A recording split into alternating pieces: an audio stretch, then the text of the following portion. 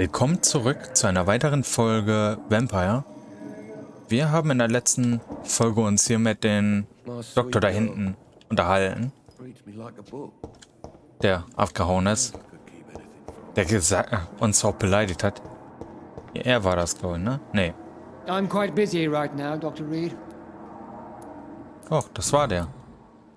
Das ist der, was mich halt nicht mag. Thank you for your time. Das Gesicht kommt mir so bekannt vor.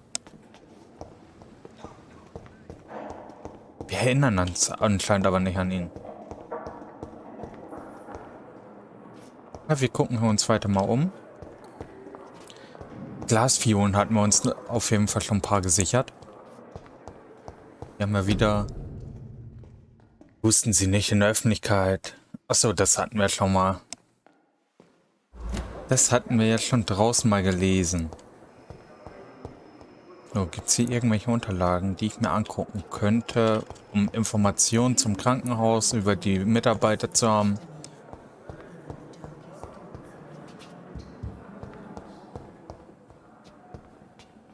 Ein Schrank. It's locked. Langer Brief. Birmingham, 27. Oktober. Hallo Schwesterchen, wie läuft es in der großen Stadt? Hier im Brumm ist die Lage nicht so gut. Anscheinend ist die Grippe wieder da. Und in der Nachbarschaft gibt es viele Neuerkrankungen. Erinnerst du dich noch an Miss Scheller? Die fiese alte Schnapsdrossel aus dem 2. Stock? Sie ist vor 2 Tagen gestorben und ihre Wohnung ist bereits wieder vermietet. Mensch, man müsste mir schon eine Menge Geld bieten, damit ich in einem Bett schlafen würde, in dem erst vor ein paar Stunden eine Frau an der Grippe gestorben ist. Tut mir leid, dass ich mir mit der Beantwortung deines letzten Briefes Zeit gelassen habe, weil der kleine Paul, Mama, Papa und meine Arbeit in der Fabrik mich derart auf Trab gehalten hat. Finde ich kaum Zeit, meiner Lieblingsschwester zu schreiben. Übrigens lässt mein Sohnemann Grüße an seinen Tantchen Pieper ausrichten. Du solltest den kleinen Quengelkopf mal sehen. Er treibt mich jetzt schon in den Wahnsinn und Mama sagt, du sollst ein paar dieser fantastischen Kuchen mitbringen, wenn du die nächste Male nach Hause kommst. Im letzten Brief schriebst du mir, dass du überlegst, deinen Job in Pembroke zu kündigen. Ich finde, das solltest du dir besser zweimal überlegen, Pip. In der Fabrik gibt es immer Arbeit, aber die Löhne sind beschissen und es ist so langweilig wie ein Tag ohne Sex. Oh, ich habe einen neuen Freund und nein, ich bin keine Schlampe, nur Moralapostelin.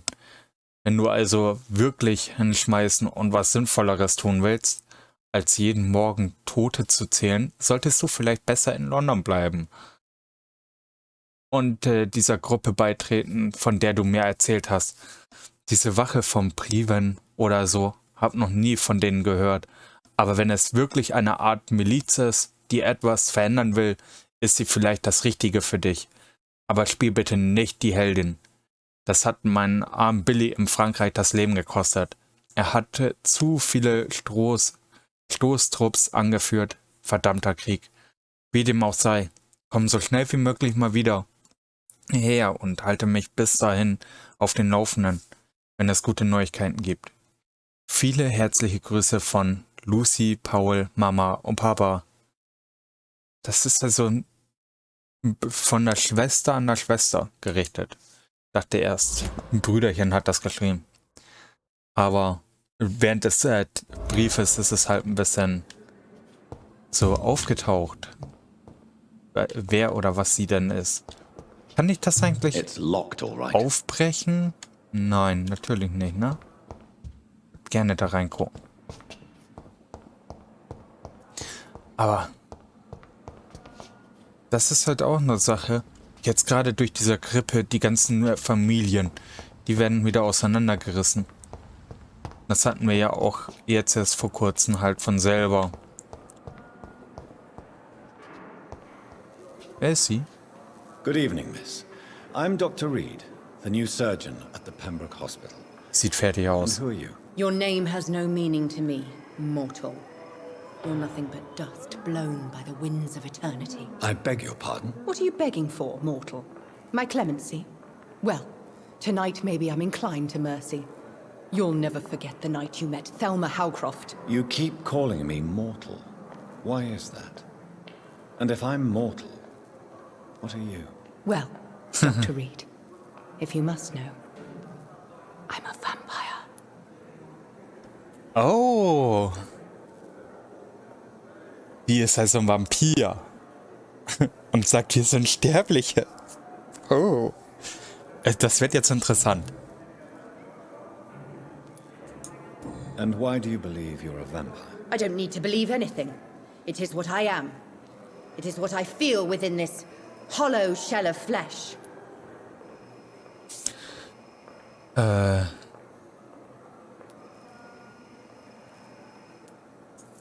Please. Ich werde erstmal fragen, Describe to me how you sie feel. davon schon, What is it like to be a was sie halt fühlt. Hear my body crumble from the inside as my flesh cracks and fades. I sense the last pulse of postulant blood within my drying veins. I need new blood. I see. Have you ever heard of Cotard syndrome, Miss Howcroft? Never. It's a mental illness discovered by a French neurologist named Jules Cotard. The affected patients are delusional. They believe that they are putrefying, that they are dead, a ghost or a ghoul, or in your case, a vampire. Delusional, you say? Oh, sad and petty mortal. You can't even begin to understand the concept of immortality. And you think it is I who am delusional. Wir wissen, wie es ist, ein Vampir zu sein. I'm assuming you must be a patient here. Am I right, Miss Howcroft? It's only a cover to hide from my enemies. I can leave whenever I want. As a woman, a spirit, fog, or bat. Ihre Feinde? Who are these enemies you mentioned? Can you describe them? I cannot say for sure. But I sense their eyes on me from nearby. I feel them watching me every time I visit the garden near the morgue. Die ist schon ein bisschen weird. The staff here are not your enemy. They're here to help you, to care for you. I'm not speaking of the doctors in white. I'm speaking of the men and women who hunt me. For I am a vampire. I see. Don't worry. These people will not find you here. I'll personally make sure they leave you alone. Thank you, mortal. But do not interfere with them, for you are no match for those that hunt me.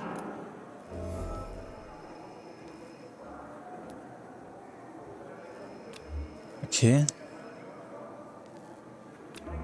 Ich würde jetzt gerne mal wissen. Ist auf jeden Fall gutes Blut, was sie hat. Ist sie jetzt nun... Nein, sie leidet dann nun daran an einem Syndrom und denkt, dass sie einer wäre. Wer sind sie Who are wirklich? you really, Miss Howcroft? I mean, apart from being a vampire. Is that not enough for you, puny mortal? What do you require? Proof of my powers? I'm curious to know who you were before becoming a vampire. Oh, such a long time ago, I don't remember. Centuries of unholy life can have strange effects on one's minds, you see? I'll leave you, Mistress of the Dark, to your nocturnal activities. Herrin der Dunkelheit. Ich würde das auf jeden Fall gerne mal wissen, wer sie ausspioniert. Krankenschwester werden jetzt gebraucht. Im Namen der Barmherzigkeit. Sie verlassen sich auf sie. Krankenschwestern werden jetzt gebraucht. Melden Sie sich beim nächsten Registrierungsbüro des Ministeriums für Arbeit und Wehrdienst oder schreiben Sie an 15 Kingways, London. So, aber wer beobachtet die Dame? Das würde mich mal einmal interessieren. Und wer ist er? Good evening, sir. Can I help you? Unless you're here to fix my face. No. I don't think you can help me. I'm Dr. Reid. I've recently taken the position of head surgeon here. War injuries, am I right? You guessed right, Doctor. German shell took my pretty little mug right off. But they still call me Thomas Elwood. Wie gefällt How es is your Ihnen bei stay with uns? us, Mr. Elwood? Oh, it's bliss. I just escaped death in the trenches to be surrounded again by the moans of the dying. Can I ask you precisely why you're a patient here? It's the pain, sir. The drugs don't work. It just hurts under the scars, if you get my drift. Sie wollen also Cannabis? Wer behandelt Sie? Who is treating you? Is someone in particular looking after your case? Nobody since the old and tired doctor spoke to me. Started to think I was forgotten about. Wouldn't blame you. You don't seem worried by that. My face hurts so much more when I smile or cry. I've learned it's easier not to speak. But be assured I'm smiling inside. Can I do anything for your pain? Nurses gave me a bunch of pills. No effect. Told you. It's like the flames are under my skin, burning away. Okay, vielleicht haben wir ja gleich eine Möglichkeit, irgendwie das zu behandeln.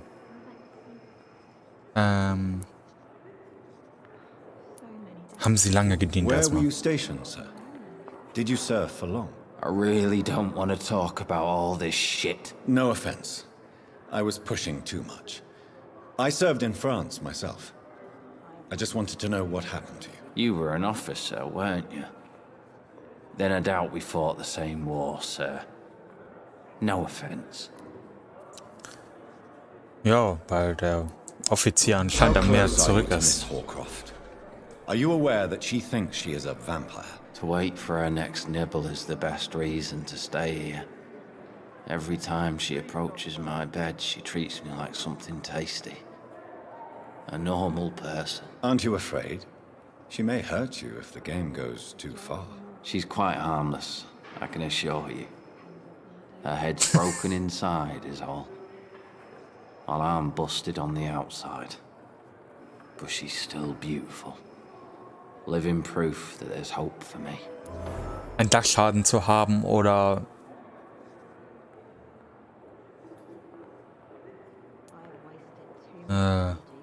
sie ist psychisch gestört oder sie lassen sich von ihr beißen. Das hat mich nämlich auch gerade ein bisschen beunruhigt, die Sache, was So er do you gesagt let hat. her bite you? You know that's not sanitary. And why not? She's only supping a few drops of my blood. And the pain, it's real for once. She could decide to bite less willing patients. Then it's another good reason for me to stay here, Doctor. You do realize she's mentally disturbed. It's called the Cotard syndrome. She truly believes she's a vampire. In her madness, she never refers to my scars. And frankly, if I could, I'd join her world. It seems much more fun than the real one. Oh, wenn das nicht noch ein Pärchen wird. Goodbye for now, Mr. Elwood. Damn! The pain. It's here again. Good evening, nurse. Good evening, Doctor. I don't think we've been introduced yet. My name is Pippa Hawkins. And I'm Dr. Von Jonathan der Reid. hatten wir gelesen. Dr. Swansea has recently offered me a position in this hospital. Well, it's a euphemism that your help will be appreciated, Doctor.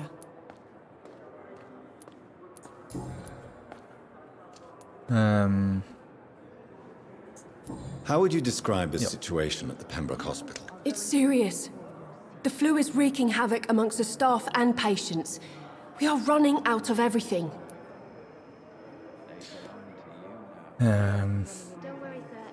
Reißen Sie sich zusammen. Ich würde sagen, reißen Sie sich zusammen. Wir schaffen das schon. Aber die spanische Grippe wird nicht ewig andauern. Das würde man ja ihren Ende hoffen. Also, ja, man würde ihren Ende vorgaukeln. Kommt bestimmt auch nicht gerade so cool rüber. Mentalität. Auf jeden Fall, die ist viel Schule unterwegs. Ich würde eher sagen, reißen Sie sich zusammen. Weil ich möchte Sie nicht anlügen. Die spanische Grippe wird ein You bisschen wohl must noch get a hold of dauern. yourself, nurse. Sorry, I'm exhausted. No one has any idea when this epidemic will be over. Nurse Hawkins, Jetzt the können wir es Spanish natürlich flu sagen. won't last forever. Even the Black Plague didn't kill everyone. I wish I could believe you. But what if this epidemic was worse? What if in the end, nobody was spared? Das ist natürlich auch eine Sache. Wie lange sind How Sie eine long have you been a Krankenschwester? nurse? Or long enough to see that the epidemic is winning. And no matter how qualified you are, don't tell me you'll change that.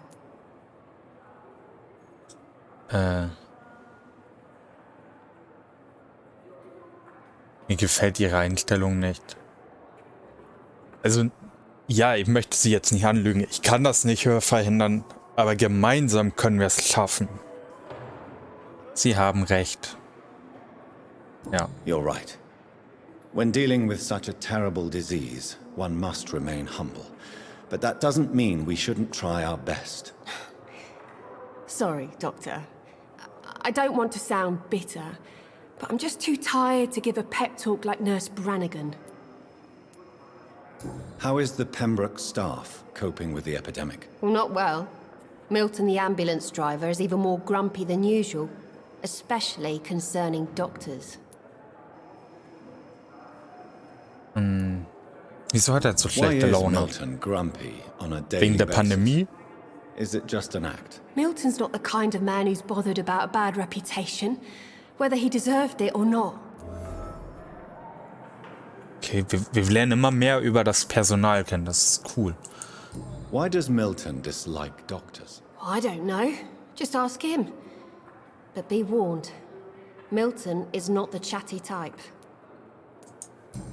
Gut, so haben wir auf jeden Fall erstmal schon ein bisschen was erfahren. Pepper, are you sure you want to leave this hospital? To become a nurse was a little girl's dream. But in the end, I don't feel that useful.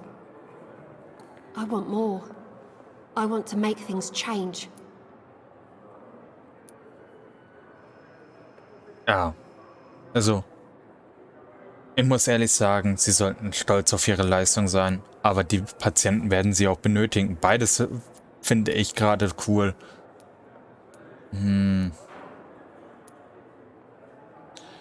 Aufmunternde Worte, aber ich sage eher, But you're doing something important here. For all the patients who need your help. We save lives, sure. Each time we send a cured patient home, it's a relief beyond words. But since the epidemic, I feel so powerless. ja, ein neuer Hinweis von ihr bekommen, aber wir kommen hier noch nicht weiter. Müssen jetzt erstmal wieder Goodbye, den Miss nächsten Hawkins. ansprechen, Briefe finden, whatever. Und da sind wir auf weiter. Über den Gebrauch von Knoblauch und Holzfehlen. Geschätzte Brüder, ich will eure Aufmerksamkeit auf einen sehr wichtigen Punkt lenken. Den Gebrauch von Knoblauch zur Abwehr von Vampiren seien wir diesbezüglich ganz deutlich. Knoblauch wird uns niemals gegen die Kreaturen beschützen. Es ist egal, wie frisch, stark oder stinkend er ist. Knoblauch ist als Verteidigung völlig nutzlos. Ich kann nicht genug betonen, wie schädlich dieser Roman von Bram Stoker war. Und ja, natürlich legt die Bevölkerung in slawischen Ländern Knoblauchzehen in die Särge. Ja, die Bewohner der Insel Santorin hängen Knoblauch in die Fenster. Es gäbe so viele über diesen Ort zu berichten und ich werde hoffentlich bald zurückkehren und die okkulten Bräuche dort erforschen. Doch macht man dies nicht, um die Lebenden von den Teufel zu bewahren? Die Toten sollen sich so ihre Bosheit bewusst werden. Es ist ein Zeichen, nicht mehr und nicht weniger. Darum ja inbrünstig, ja, tragt, zeigt und hängt Knoblauch auf und zeigt den Schatten, dass ihr keine Furcht kennt. Doch wenn ihr nach übernatürlichen Schutz sucht, So müsst ihr viel tiefer den vergessenen Geheimnissen oder okkulten Bräuchen suchen. Hier liegt die Wahrheit, meine Brüder. Knoblauch vertreibt Vampire nicht, aber alle frischen Pflanzen verletzen sie. Es ist, als könnten ihre Körper die Berührung mit botanischen Elementen nicht verkraften. Ich habe gesehen, wie ein wilder Wulpe davonlief, als man ihn mit einer Rose schlug. Einer einfachen Rose. Ich habe einen gewaltigen Eckon zu Boden gehen und um Gnade flehen sehen, als man ihn mit einem Holzpfeil traf. Ich weiß nicht, wieso es so effektiv ist, und ich würde meinen linken Arm hergeben, um die Antwort auf dieses Rätsel zu finden. Aber es bleibt trotzdem eine Tatsache, dass Vampire sehr empfindlich auf frische Kräuter, Pflanzen und Hölzer reagieren. Aus dem Angesicht der Schatten. Wie und warum unser Aschal Taltri Prismas und Sankt Paulus. Okay. Wieder ein Hinweis mehr. Wir mögen also auch keine Holzpfähle. Ah, guck mal. Die verrückte Rede mit dem verbrannten Gesicht. Das ist doch fein. Hier wird noch ein wunderschönes Pärchen. Wer sind Sie denn? Das ist der Good was evening, Mr. keine Hampton. Ärzte mag? How do you feel? Dr. Reid, is it? Oh, sir, I must apologize for my behavior. What do you mean? I was not myself in the factory. Fear and exhaustion made me say awful things to you, I'm afraid. You remained perfectly nice and polite. A little delirious, perhaps.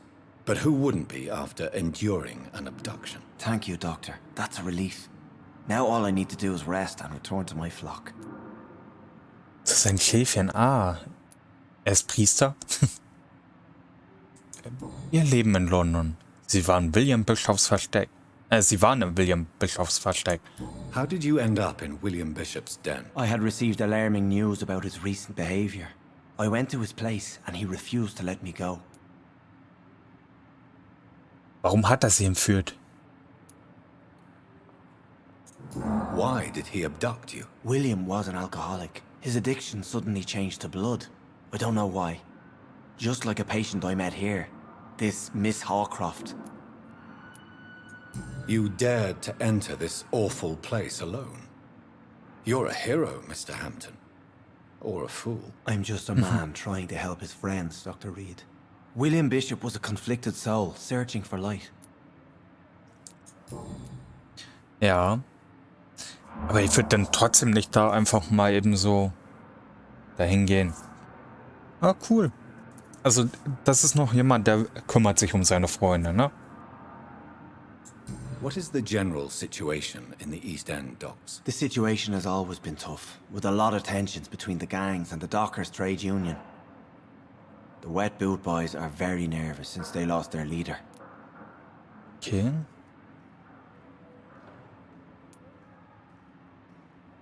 Wer führt die Gang Who jetzt leads an? the gang now? Since Clay Cox went missing, it's his wife Edwina who runs the show, with the assistance of her minion, Booth Dixon. Clay Cox. War das nicht den was wir da hinten gesehen haben, der was angegriffen wurde? War das nicht so? Has the gang been threatening you? Ah, no. I've had this nickname for so long, you know, the sad saint of the East End. No one dares to bug a saint, not even criminals. Aber den Clay Cox, den hatten wir ja schon mal gehört. Und ich meine, das war auch wirklich der was angegriffen wurde. Do you know Tom Watts, the bartender from the Turtle? I met him before I found you in the canning factory. Tom? Yes, of course. Always the helping hand, good old Tom. Without men like him, corruption and despair would have wiped out the East End long ago.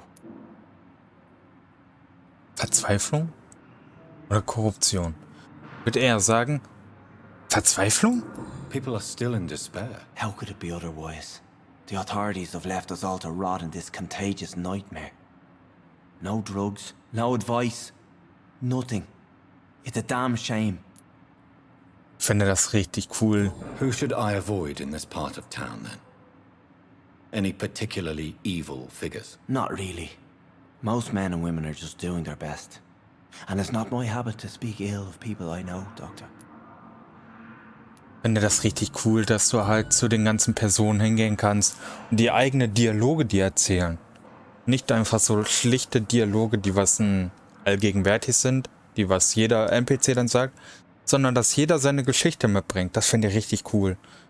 Und mir macht das auch Spaß, das dann halt damit durchzulesen oder zuzuhören. Und auch die Briefe auch durchzulesen. Ich finde das mega cool.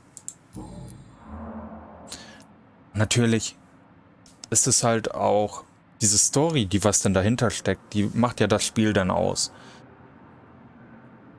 Es wird auf jeden Fall noch ein paar Folgen What do you do for a geben. living, Mr. Hampton?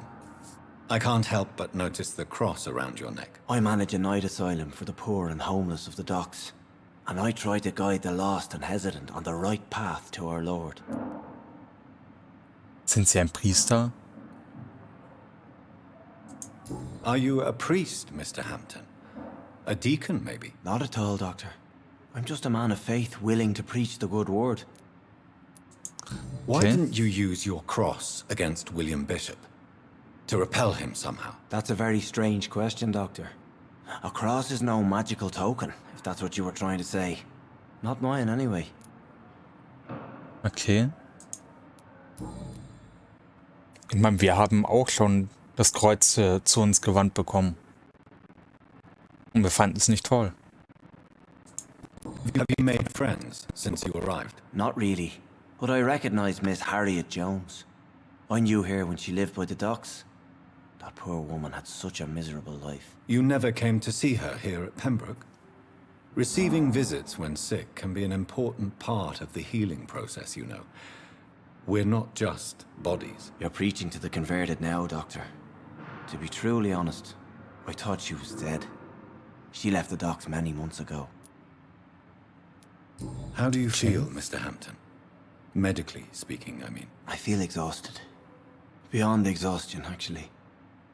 William drank so much of my blood in his madness. I feel empty. You're in good hands here. Dr. Swansea is well versed in blood transfusion, and I'm sure he'll take the best care of you. Thank you, sir. I believe all I need is rest. And then I can go back to the people who need me. Das heißt, er hat also noch Restblut drin, ne? Komm mal mit. Nein. Goodbye, Mr. Hampton. We'll talk again later. Wir werden natürlich alles in unserer Macht Stehende tun, um ihm zu helfen. So, die beiden sind auch noch am Reden.